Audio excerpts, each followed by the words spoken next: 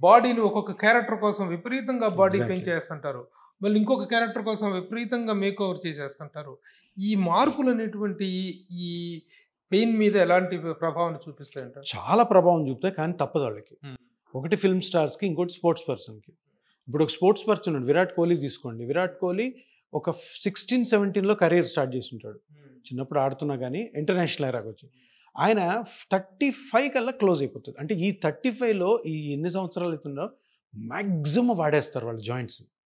ఇప్పుడు 35 నుంచి problem start అవుతాయి. వాళ్ళ కెరీర్ అయిపోయింది అక్కడికి. ఫిల్మ్ స్టార్స్ కూడా అంతే. ఇప్పుడు ఒక మూవీలో ఏమో ఫుల్ 6 ప్యాక్ కావాలి, ఒక మూవీలో అమీర్ ఖాన్ ఏదో సినిమాలో ఇంతలా ఫ్యాట్ అయిపోయినాడు.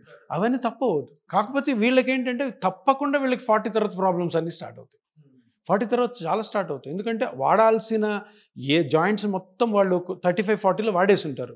క్రికెటర్స్ అంతే, అథ్లీట్స్ అంతే. వీళ్ళు తర్వాత లక్కీగా కొంతమందికి లేట్గా వస్తాయి ప్రాబ్లమ్స్, కొంతమందికి ఎర్లీగా వస్తాయి. చాలామంది హీరోలు ఉన్నారు ఇక్కడ 40-45 కల్లా knee joint pains, ankle pain, spine pain.